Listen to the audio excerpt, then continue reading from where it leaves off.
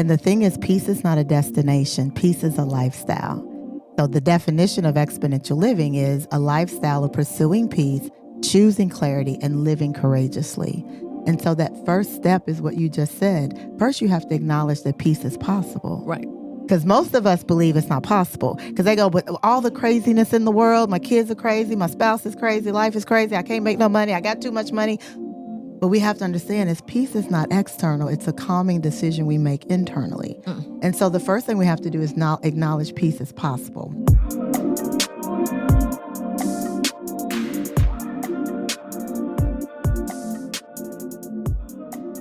Well, hello, everyone. And I'm over here wondering, are you at a crossroads in your life right now? Are you at a place in your life where you're not even sure what your purpose is? Why are you getting up every day? What is going on with you? So if you're having that feeling anywhere on the spectrum, let me tell you something. You are in the right place today. I have the perfect person who's going to help guide you through this chapter of your life that you are in. So welcome. Welcome to another episode of the Thank Me Later Show with me, your host, Jini Thornton, where we help you master your money and transform your life. And our transformation that we're focused on today, it is called Exponential Living. How about that? Exponential living. Don't we all want that? Just saying that makes me feel good. Definitely makes me feel good. So I'm super excited to have a good friend and an exponential living expert with me today, Dr. Sheri Riley. How are you, Sheri? I am wonderful. Don't that just roll off? Exponential. Oh my gosh. Girl, I just felt good. I just felt it like from my, like Willie Moore Jr. said, from my sha-na-na straight up to my head. Sha-na-na. Yes. It made me feel so good. So again, I want to make sure that I'm properly introducing you to the people out here so they know who is before them today to help them live an exponential life. So our guest today is Dr. Sheri Riley. She is the founder and president of Exponential Living, the premier high-performance life coaching company for athletes and other folk too now, executives and all type of folk who want to be top performers. She's an empowerment speaker, high-performance life coach, and founding member of John Maxwell's Global Maxwell Leadership Certified Team. That sounds real important, Sheri. I want to make sure I said it all. She's recipient of the Presidential Lifetime Achievement Award and a proud member of the Delta Sigma Theta Sorority Incorporated. She's an award-winning author of Exponential Living, Stop Spending 100% of Your Time on 10% of Who You Are. Here's her incredible book right here. And of course, Sheri has taught them all, spoke to them all, facilitated for them all. NFL, NBA, WNBA, corporate America, you name it, she has done it all. But we are here today to talk about exponential living. Yes, exponential living. And I love that. And it's interesting too, just knowing your background, coming from the marketing side of the business in the entertainment industry, and then just like busting a whole different move. Yes. Like completely whole different move. Like completely different move. And so let's kind of talk about your journey to exponential living. Like what kind of was the catalyst? Yes. So I worked at LaFace Records, and during my tenure at LaFace Records, this was my dream job. You know, love what I did, love the people that I worked with. I love the artists, Usher, Toni Braxton, TLC. I mean, game-changing career, right? And I was miserable. I was absolutely miserable. My hair was falling out. I couldn't sleep. I had to drink a bottle of wine just to go to sleep. I was miserable. And the thing is to be doing what you love and be miserable is a horrible dichotomy to live with. And so when I crashed and I burned, you know, people say, you resigned. No, I crashed and I burned. Right. When I crashed and I burned, I'm a woman of faith. And in that prayer time, God gave me three things. He gave me exponential living. He gave me stop spending 100% of your time on 10% of who you are. And he said, this is what you're going to do next. You're going to create a company, Glue, but that's the bridge to what I purpose for your life. And that's all he gave me. Now, a little while later, he then added, stop spending 100% of your time on 10% of who you are. And me being the marketing girl that I was, I knew that was a phenomenal tagline. Right. Like, yes, I got that. That's right. good. But I needed to know really how to answer that question. How do you stop spending 100% of your time on 10% of who you are and expecting 100% of your fulfillment? And you didn't want to just say it. You needed to be living it. I had to live it. You had to be a living testimony of it. I tell people I'm my first and most important client, right? And so that journey to answer that question, to really answer that question, how do you bridge that 90%? That's where Exponential Living was birthed. And I can feel it too, because just when you think about us when we get to adulthood, so much of our life, you can just put it in a few different categories, work, family, or whatever. I feel like you're just on autopilot. You're on autopilot. And then you're just looking around and you're like, there has got to be more than this. Yeah. There has got to be more. So I understand why people get in trouble, use drugs, alcohol, have an affair, whatever it is, because they are lost. And you know what they're seeking? This was the real $1 million answer to the question. They were seeking peace. That's really what we're seeking. And the truth of the matter is, and what my experience in the music industry and then later owning my consulting firm and working with the top athletes and entertainers and corporate executives in the world who have the money, they have the access, they have the fame, they have the fortune, they have the family, they have all these things. And like me, they're miserable. And like me, what I discovered is we're doing all of this to get to that place of peace. Because we believe that if we get the financial freedom, if we get the love of a good spouse, if we have amazing children, if we advance in our career, those things are going to give us freedom. And then that freedom is going to give us peace. When the truth of the matter is, the most miserable of those that are successful is they get all those things and they're miserable. They're miserable. And so what I've been able to do is go, baby, we got to pursue the peace first. And Right. when you get the peace, then all those things can be enjoyed. All those things can be an add-on to your life. But we do it opposite. Right. We think we think those things will bring the peace.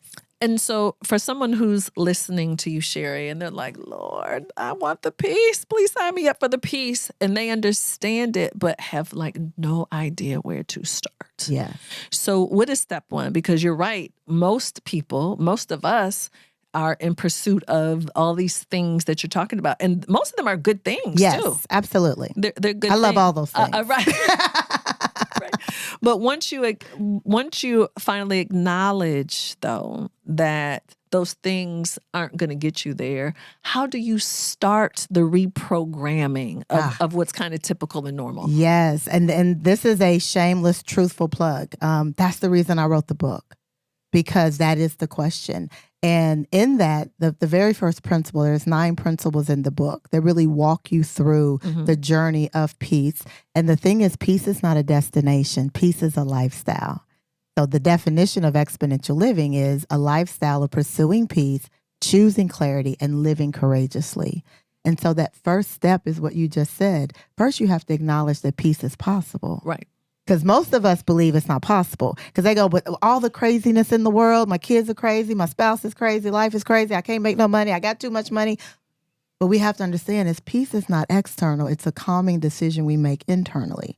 And so the first thing we have to do is now acknowledge peace is possible. Then we have to be very intentional about stop saying these 3 words, 9 letters. 3 words, 9 letters. I'm listening, girl. That rob us of so much of our peace. And that is, I don't know. I don't know. We say that it's such a habit. Story, one of my good friends, I'm going to call her a friend because she didn't pay me, so she wasn't a client. Right. Okay. So she was a friend. But a good friend, she called me and she's like, here's how she started the conversation. Sheri, oh my God, I don't know what I'm going to do. I don't know what I'm going to do. There's so much craziness going on. And then she went on for about 8 minutes telling me the most fabulous strategic plan for these 2 businesses she had, celebrating everything that had been going on with her sons, talking through the power of what she was doing through her divorce. And she ended the 8 minutes with, girl, but I just don't know. You see what she did there? Beginning and the end, yeah. Sandwiched between those 2 I don't knows was everything she did know. So why didn't she have peace? Because she was too focused on the 2 I don't knows and not is celebrating, working on, moving forward in Right. the things that she did know. So we have to stop saying I don't know. And then third, we have to give ourselves permission, ... Give yourself permission to get help, especially for women. That Superwoman cape, we'll talk about that in a minute. That's huge. Yes. We got to give ourselves permission to get support. I have 5 coaches because I need, if a coach ever approach you to work with you and they don't have a coach, that is not your coach, because they have to be stretching. They have to be a product of the product. Get in a community where, thank me later, where you're going to get that support. You got to give yourself permission. Give yourself permission to decide friendships have served you. They have served a season, reason, lifetime. There's things in our lives that we hold on to past their expiration. Give yourself permission to say no. No is a complete sentence, right? So in that place where you said the reprogramming, what we do, the first thing we do is we start with the mindset. We have to reframe the mindset and allow people to even appreciate that peace is possible. I'm like, listen, I don't know if I should be taking notes or laying down on the couch right now. I'm like, girl, do you know what's happening in my life right now? Jesus, do you know what's happening? But, I do understand what you're saying, Sheri, that people are, obviously, we're all in different seasons. You're, Lou Brown used to say, you're coming out of something or you're going into something. Yay and amen. Yeah. It's never changing. So if you don't have your footing with all of these things that are happening, no wonder people just feel like their world is just completely upside down and just feel like that helplessness that people have, for sure. Yes. And that's so draining. That's why one of the principles is we have to, happiness is a choice, joy is a lifestyle, because we have to choose to be happy. I mean, I've been broke and broken. I've been at the highest highs. And the truth of the matter is neither one of them dictated my peace. When I lost everything, I lost my dad, I lost my marriage, I lost my family, I lost my money, I lost my company, I lost everything. I was broken. And when I've been at the highest highs, money is great, family is great, kids are great. Neither one of those gave me peace. And so we think that we can't have peace in the brokenness, and peace is going to elude us in the high levels. When the truth of the matter is, as you said, peace is always available. We get to pursue it. Then in that place of pursuing the peace, that's where we get the clarity. Right. And when peace and clarity are together, we'll always have courage. Courage to say no, courage to say yes, courage to go, courage to stay, courage to make a decision, courage to just chill and go through the process.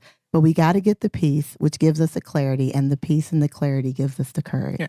I want you to know I'm not asking you not one of the questions that I had prepared in advance. I feel like I'm trying to do my own personal therapy session right now. But one thing that I do want to add based on what you're saying, and this is a valuable lesson that I learned almost 8 years ago, is how good can put you on your butt. Ooh, you better say that twice for the people in the back. So I realized that, as you know, being adopted, and when I found my entire biological family, like, this is good, I was not prepared and equipped for it. Yeah. Turned my whole world upside down. And so, but you only think bad things will put you on your butt. Yeah. So when something good puts people on their butt, they're not prepared for that. Absolutely. If somebody passes away, or you're like, of course I'm depressed or sad or whatever. The most amazing thing in your life happens and you're like, why am I a hot mess right now? Yep. People don't think it's true, but it is true. And I have seen it time and time again, even in the entertainment industry, of good ruining people's lives. I end most of my speaking engagements with Marianne Williamson's Our Deepest Fear. Right. Because our deepest fear is our success. Our deepest fear is being the best version of ourselves, because we know how to overcome pain and adversity, or we believe we can have the grit. And we hear all kind of training classes and courses and coaches and teachers and speakers talk about how get the grit to get back up, and here's 5 steps to overcome adversity. But very few of us focus on, what do you do in the good? Right. And literally why I serve as a high performance life coach, really specializing on athletes, but really anyone in a high performance position, is for that reason. Because when I was at my highest highs and needed help, I didn't have anywhere to go. Nowhere to go. Because don't nobody want to hear when you got money, family, access, success. Right. Don't nobody want to hear you miserable. Don't nobody want to hear you. That's the last thing they want to hear. I'm over here trying to pay my bills. Right. You got investments and stocks and bonds, and you talking about you got a bad day. Listen, nobody want to hear that. I think you just set me free saying that because and then you end up feeling bad. Because you're not in a bad position, but you're not feeling equipped for what is going on in your life. Yes. And then you're right. People are looking at you like, are you for real? And you're like, this is how I feel. Please don't deny me. They don't want to hear that. Of how I feel. They don't hear, or you won't celebrate your own victory. Right. Because you feel guilty because you know your girlfriend's marriage just dissolved. Oh my gosh. So you like, I don't want to. Right. And so, but that's one of the reasons I created Power Broker Academy, because it's that connection with other like-minded individuals that we mastermind every month, where we come together so we can have a free space to say, this ain't working, or a free space to say, this has been fabulous, or a free space to say, I need accountability in this. Right. Because when you are yourself, when you're a CEO and when you're the leader and when you're running things, there's very few spaces you can go and say, okay, I don't have my you need support together. Yeah, for and sure. I need support. And the support can come in a like-minded environment, because your girlfriends love you, but your girlfriends are biased. Right. Your spouse loves you, but your spouse is biased. Right. And so you need a community that's outside of those biases that will say, no, this one's on you, Jini. Like, this one's on you. For sure. Right. Yeah. So one thing I want to ask you before we go to a caller is, you know, when you talk about freedom and you talk about peace, and I'm also thinking about your pivot. I'm thinking about your professional pivot. I meet a lot of people who I don't feel that they think that they can pivot, that they don't have the permission to pivot. Because that's the thing, when you have gotten to a certain level of success, people are like, you want to change right now? Like, you're out here winning in these streets. People think you're crazy. And I have found myself, and I've seen other people trying to justify and explain why they're ready to begin a new chapter, start something new. Can you kind of speak to people who are really kind of struggling with, hey, you know, because I'm talking to grown folks, not kids who are just beginning their career. Can you kind of speak to that, being empowered and having the peace to make a decision? To make that pivot, yes. I've made 3 pivots in my life. The first pivot, I crash and I burn. The second pivot was intentional. And the third pivot was the one that almost took me out. And the third pivot was when I was grown, when I was in my mid-40s, when I had the financial success, the stability, all the things. And I had no idea what I wanted to do next. And in that space and place, I have found there's so many of us that we stay where we are because we're too afraid to ask the 2 questions. What do I want? And what's next? One of the hardest questions for successful people to make, especially Black women, one of the hardest questions for them to spend time with is, what do I want? Because they can tell me what they want for their kids. Right. They can tell me what they want for their company, what they want for their department, but to literally cut through all of that to get to the core, because most of the time to answer that question, you got to stop telling yourself untruths. Oh, I'm good with. No, you're not. No. Oh, I'm Stop okay lying. with. No, you're not. That's a lie. Oh, I don't want. Yes, you do. Mm-hmm. And so in that space of pivoting, first we got to get support to be to be honest with ourselves. Like I said, I have multiple coaches. Anthony Flynn is one of my best coaches. I love Anthony. Oh, Anthony is like amazing. He has helped me in my life and so much. Oh, I love that. Yes. Please remind me, I got to tell you the story of when he first heard about you, how he called me to vet you. He was like, he was like, does she know all these people for real? I said, Anthony, honey, that ain't even a quarter of who that girl knows. Like, she's done all this, and because it was almost like it couldn't be true. Yes. He could not believe it. Yeah. Honey, it's all true, Anthony. There's not an ounce of exaggeration there. And probably didn't tell it all, knowing me. Knowing me. But I had to get that coach. I have a spiritual coach. Right. I have a financial coach. And so we have to get either a coach or get in environments like a Power Broker Academy, like a Thank Me Later, where we get that continued support. Right. And then we have to be okay with not being okay. Because when you have been extremely successful, when you're the senior VP at a major Fortune 500 company and you're making $800,000 a year and you serve on this board and you run this committee and you're this and this, you don't think you can say you're not okay. Absolutely. Right? And honestly, in most environments, you can't. And so you have to find those communities where you can say, I'm not okay. And then in that space and place, you have to be okay with, and I'm going to say this as gently as I can. You ain't got to be gentle. Okay. Girl. And I don't cuss, but I'm going to say it the way I'm feeling it. Right. You have to get to the point where you don't give a fuck. Right. Right. And when I say that, what I mean is we get so caught up in what other people think. Well, what will my Link sisters think? Right. What will my fraternity brothers think? Right. What will my colleagues think? And the truth of the matter is they just as miserable as you are. Listen. They need you to do what you're doing so they can follow pursuit. Yeah. And so we get to that place where we have to make the first principle in the book, Exponential Living, is we got to make a decision. Yep. And we do have to learn, Sheri, how to be okay when other people aren't okay with what we're deciding. Absolutely. It's okay. Absolutely. Every pivot, most of the people in my world didn't understand. Right. I can see why people would think you were crazy. Oh my God. Like, girl, you got it all. Yeah. Like, what you doing? What are you doing? Like, stop. And here's the best part about all of it. We got time for me to tell a quick story? Of course. So again, started in the entertainment industry with LaFace. Then I owned a strategic consulting firm for 17 years. Loved my company. And then the last 12 years, I've owned a high performance life coaching company. All those things were leading me to what I'm doing now. All those things.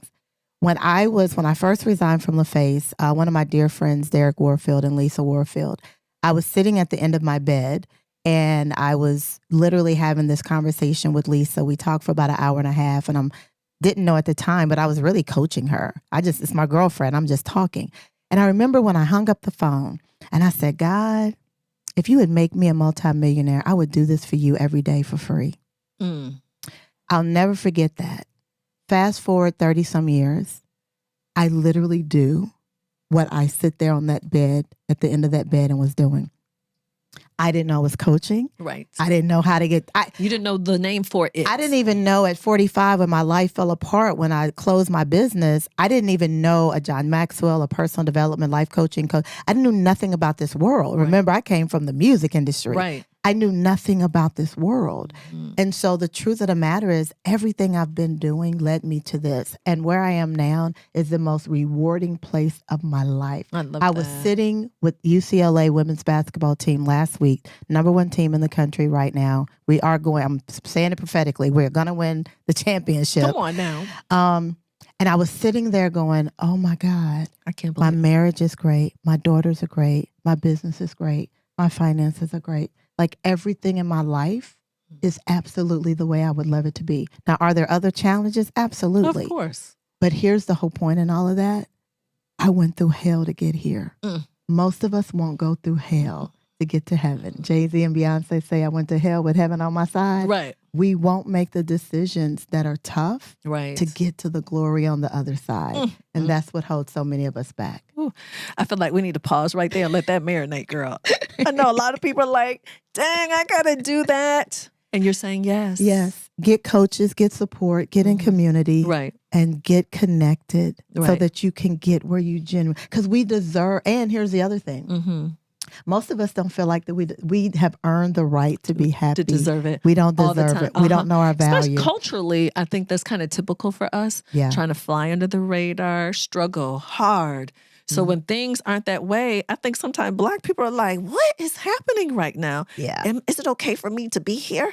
Or we go to the other extreme where we just, Right. I'm so this and that. Right. And I don't have to do anything. Yes. And you're miserable. Right. All you have is your money and your purses and your cars and your fancy, but you're miserable. Right. So we go to that other extreme and we're not authentic in either one of those places and spaces. Absolutely. No, very, very powerfully said. Just want to share an aha moment that I've just had listening to you. So before we started recording, we started talking about, your commitment right now where you are from a working out, fitness perspective. Back to me. Back to you. And I was sharing my journey of becoming a triathlete at 55. Yeah. And so what's interesting is I have several coaches. Yes. I have a swim coach. I have a triathlon coach. Then I have a classmate who's a nationally recognized triathlete, and I have a community. So I have done everything that you said without even thinking about it. I'm in the best shape that I have been in my entire life at 55, competing, doing things that I never in a bajillion years thought I would do. And now they're normal in this group.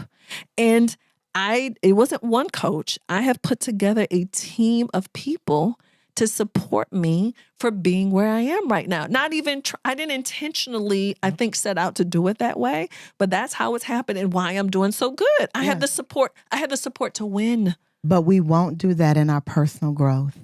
We won't do that in our personal development. We won't do that in answering those questions of who am I? Right. We won't do that in that space and place. Right. The most important space and place. Absolutely. And look at what you said. You unconsciously did that because you saw that as an external commitment. We think somehow by osmosis, if we do these things externally, that we grow internally. And we don't. We have to have that same commitment. That same commitment. That was the word, girl. What in the world? All right. So we have a quick caller a question for you. This is Miss Lisa from Chesapeake, Virginia. Hi, this is Lisa from Chesapeake, Virginia. I want to become a motivational speaker one day and share my testimony. My question is, how do you connect with your audience on a deeper level as a speaker? I really want to be authentic in my connections with my audience, but don't really know how to start. Thank you. Thank you, Lisa, for that question, because so many speakers don't ask that question. They just want to, what we call vomit information and think that's what makes them a great speaker. First, Lisa, when you ask the question. Secondly, always remember, Les Brown taught me this. Never let what you want to say get in the way of what the audience needs or wants to hear. Never let what you want to say get in the way of what the audience wants to hear. And what that looks like is you have to be very intentional about, you may want to give them 100 points, but they may only need one thing. Or what is that audience? What do you know the audience really wants to hear? And then lastly, John Maxwell says, people will love you for your successes, but they'll connect with you for your challenges, the areas that you've overcome. They'll love you for your victories, but they'll connect with you for the areas that you've overcome. And so when you authentically share certain stories, connecting on that level of, here's the challenge I went through and here's what I got from it. That's where people connect. That's where they connect. So Lisa, definitely tag me on Sheri Riley on IG and tell me your next speaking engagement. Hopefully if it's virtual, I'll definitely log in so I can watch you. I love that. Thank you. And now I can feel what you're saying about those challenges. That's when the playing field is even. Yes. Yeah. We're like, oh my God, we have this in common. Yes. We're the same. People want to put themselves in the story. Right. And if you never give them a place to insert themselves, then they can't. They check out. They can't. Yeah. So I want to talk a little bit more about exponential living. Is there a particular story or piece of advice, anything about your incredible book and project that you would like to reference in this conversation? Good God Almighty. That's like asking me, what's my favorite child? It doesn't have to be your favorite. Look, what are you being led to share? Oh my gosh. Well, you're in the book. Okay, so thank you. Well, thank you for that. Girl, we need to talk about that. What else is there you are in the book. Okay. And I will say, and this is not because I'm here, I've told you this before, you're one of the first people I wrote down that I wanted to interview for the book. When I was putting and she's in great company. Will Packer, Junior Bridgman, God rest his soul. I'm so broken about that. Nicole Ari Parker, Boris Kojo, or just some of the people that Jini is featured with in Exponential Living. But I would probably say the story I would, honestly, and I've been thinking about this. Really the journey to get that book out of me. It took me 12 years to write that book. Okay. It took me 7 years to get a publishing deal. Okay. Okay. So, well, and you know I can't even get the story out. You done brought me to tears. Okay, Barbara Wawa. Some of y'all too young to know Barbara Wawa. That's Barbara Walters that used to make everybody cry in their interviews. But why? I understand the time that it took. Yeah. And for some people, they're like, what? What are you talking about? How could it take that long? When you have worked in the creative space, you have a different respect for what it can take to create. Mm-hmm. And there's some people, you and I both know, working in the music industry, I have seen some people go in the studio and a week later, an entire album is done. Mm-hmm. I have worked with some other people 5 years later. We're like, can we get 3 songs, Lord? Yep. And you want to know what's interesting? Mm-hmm. I wish that had been my truth, because I could have understood that, because I come from the creative space. Right. I know what it is to want perfection. Right. And that wasn't even it. What was it? Literally, Mm-hmm. it was God. I had to live that truth First. because I always said I didn't want a transaction where people bought a book, read, and put it on the shelf. Right. I wanted transformation. Mm. And so everything in that book, when people tell me that book sits on the nightstand next to their Bible, people tell me they read that book every year. People tell me that book has changed their lives. That book has been out 7 years. I'm going Saturday to a book event where they bought 50 books. I speak next week. They bought 100 books. Mm-hmm. Because the 12 years of that journey, that became life in that book. You had to live it. I had to live it. Mm-hmm. The journey in it, the stories in it, the breakthrough in it. Because I didn't want to go do research and in focus groups. Right. That right there is real life. And so the greatest compliment is when people tell me, oh my God, your book changed my life. I read it every year. It sits in a nightstand next to my Bible. And so on this side of it, I understand those 12 years was God creating. He was creating the message. Now, I didn't understand. It don't take 12 years to write a book. It really doesn't. Right. But the 12-year journey, the 7 years to get the publishing deal, there's so many stories that I share that came out of those 7 years that has changed people's lives. Right. When I talk about, it took me 7 years to do the book proposal, which is a glorified outline. Right. And when I literally got focused, it took me 8 weeks to then write the outline, the book proposal, and get 5 offers from major publishers. Mm-hmm. It took me 4 weeks and 4 weeks, 8 weeks total. Mm-hmm. What was taking me 7 years, I got done in 8 weeks because I got focused. When I tell that on the stage, breakthrough happens. Mm-hmm. And so it's those things that made that journey why it was 7 and 12 years to get done. I'm curious, why were you committed to having a publisher versus self-publishing? Yes, because I knew I wanted global impact. Okay. I knew the level of talent that I wanted to interview for it. Mm. And at that time, this is 11 years ago. Book has been out, it'll be 10 years. So this is about 11 years ago when I was coming to you guys asking you. At that time, self-publishing wasn't at the level that it's at now. Gotcha. Right. And so I knew, and the book has been translated in Vietnamese, Romanian, and French. Wow. And so I wanted that global impact. And because I came from the music industry, there was a certain level of cachet I had to have. Absolutely. And so a part of that journey was at that time, publishers were not giving Black women publishing deals unless you were on a reality TV show or entertainment. So the fact that I got a publishing deal was major. Absolutely. And it's a testament to what that book, literally what it took me 7 years to create. Right. Yeah. I love that. Yeah. I love that. And honestly, today, even though self-publishing is a thing now at a higher level, I would still probably do a publisher for the exact same reasons.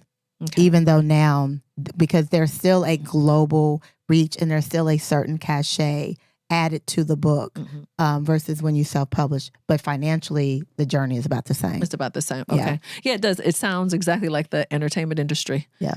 Are you signing? Or you think you're going to be out here in these streets independent? What you doing? What you doing? Yep. Yep. And it depends on what the end result is you're looking for. Absolutely. Yeah. So again, in the context of exponential living, what else would you like to share with folks before we wrap up? What I would really like to share is I really do mean that about getting coaches and getting community. I really do mean that because it has changed my life. It has saved my life. And one of the greatest gifts to myself is the people I've impacted. I mean, you were one of my very first coaching clients and the work that we were able to do. I know the breakthroughs that you've had. Some of the people, if we named them, the global impact they're having now from the work that we've done. And so that to me is the greatest gift that I can give. And so get you a coach, get in community. Love that. Those things matter. If anyone's interested in Power Broker Academy, you'll get the information on how to contact me about that. Thank me later. Those communities matter. Those communities matter. So in this space and place, especially at the level of uncertainty when we're filming this right now, right? We have to get coaches and we have to get in community. Right. 2 last questions. Number 1, love the advice of getting the support. So if people have no idea of where to look for a coach or how to screen for a coach, because let's be candid, there's a lot of people out here who should not be coaching. They call themselves coaches, but they're really unemployed. Right. Right. Say it. Oh, that's true. Yeah, they're in between jobs. Yeah, let's just say that. Yeah, they are in between jobs. How do people interview for who is the best coach for them? Yes. 1, look at their track record. You definitely where did they get their certifications or their trainings? Ask for referrals of their clients. Okay. Ask them about their coaches. Again, if they do not have coaches, they are not the coach for you because they don't believe in the process. They're not a product of the process. Love that. And then also ask them for a complimentary session with you, with them, because out of all those things that I just shared, rapport is the number one thing. Chemistry. You have to be able, because the value and the beauty in coaching is that you're genuinely talking to yourself. So you have to be that transparent. You have to be able to have that chemistry and that rapport to genuinely take all the masks off. Right. And so ask them for a complimentary session. It can be 30 minutes where you can see if you have that rapport and that chemistry. Yeah. Can we try it before we buy it? Is what you're saying. Yes. Yeah. Yeah. We love that. So last question for you. And this is, I'm thinking about all of the parents out here. I know you are a very proud mother. Yes. And baby girl Dominique is graduating from high school. Let me high five you. Yes. Praise the Lord. Oh my gosh. Thank you, Jesus. Heading to the Howard University. Baby Bison. Okay. All right. The HU, the original HU. In the context of exponential living, can you really kind of talk to parents as we have this responsibility of these little people or these big people who we are in charge of and helping them, live their full, amazing life on purpose? The greatest gift we can give our children is the space, place, guidance, instruction, community to grow in their confidence. We raise our children to be leaders, to be driven, to make solid decisions, all those things. What we also need to make sure is they have the confidence. And confidence is truly knowing their value, truly knowing who they are, truly being able to make decisions, especially in this age of social media. They have grown up where all they know is to look at their phone, to get validation, to see value, to see everything external. We never shared our prom dress before prom. The whole reveal of walking in was everything. Right. Honey, they get community buy-in on their prom dress, their homecoming dress. And so all these things, they have these decisions that they don't learn how to make unless everybody signs off on them. And so I would say the greatest gift we can give our children is the space, place, the ability, the insight, the information, whatever that is for your child, to genuinely grow in their confidence. Loving and knowing who they are. And what I say is our confidence is our vulnerable strength. Can they stand in their own strength, in their own decision making, knowing their value, knowing who they are, being okay if nobody else agrees, but knowing that they're truly being authentic to who they are. That's the greatest gift we can give our children. I love that. And just, for those of you who are, I don't know if you ever stopped raising kids, but now that I have 2 adults, please listen to what Sheri is saying right now, because I'm on the other side of it. And if we don't steer them right while they're under our roof and we have more control, you can have some challenges later. Yes. Yeah, you can certainly have some challenges later. And with all the work that I do with adults that have been, they're adults going through this journey, they have adult children, they have raising children, I would say the piece that is the piece, pun intended, the piece that is most missing is the confidence. Right. 90% of my coaching clients, again, high performers, some of the biggest names in the world. Right. Our focus and our work is growing in their growing in their confidence. And I know some people think like, girl, that can't be true.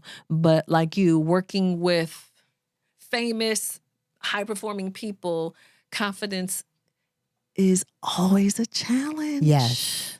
Yes. It is a challenge. Yeah. Yes. Absolutely. Yeah. They just have a different job. They have drive, but they don't have confidence. Right. Yeah. Two different things for sure. Completely different things. Oh my gosh, this has been an amazing conversation. Thank you. I know we Yes. have helped a lot of people today and really appreciate you sharing. Okay, y'all. Exponential living. I know y'all want to stop spending 100% of your time on 10% of who you are. I know that's what you want for yourself and your family and your dream and your life. So for people who want to get the book, follow you, get engaged, learn about coaching, whatever all of the things are, please share that. So to get an autographed copy of the book, SheriRiley.com, SheriRiley.com, SheriRiley. And the books are sold, audiobook, ebook, hardcover, sold anywhere books, audiobooks, ebooks are sold. Also, to learn more about Power Broker Academy, go to powerbrokeracademy.com. You can also book a discovery call to learn more about our coaching services as well. We have a team of EL certified coaches. And then also, if you are in the sports world and you would love to know more about our EL solution, which is our proprietary framework, go to theelsolution.com. Well, thank you, Sheri. Thank you. This has been wonderful. Oh my gosh. I felt like we were back in our living rooms, just sitting on the couch talking. I know it. I can see your house in Austell area right now. I can Oh my God. Yes. I can literally visually see that right now. So no, thank you. Thank you for being so generous, not only with your time, but with your talent. And I know how committed you are for people living who they really, really are. Yes. And I really appreciate that. And so thank you all for tuning in today. And again, this is not, I'm not asking you this as a personal favor to me to like and subscribe and share, but I know you know somebody who needs some help in their life right now. So please, as an act of love, please make sure you share this with someone who really is ready to live their life differently, okay? So you know how to get in touch with me at Jini Thornton, thankmelatermoney.com, all of the things. And guess what? I will see you next episode.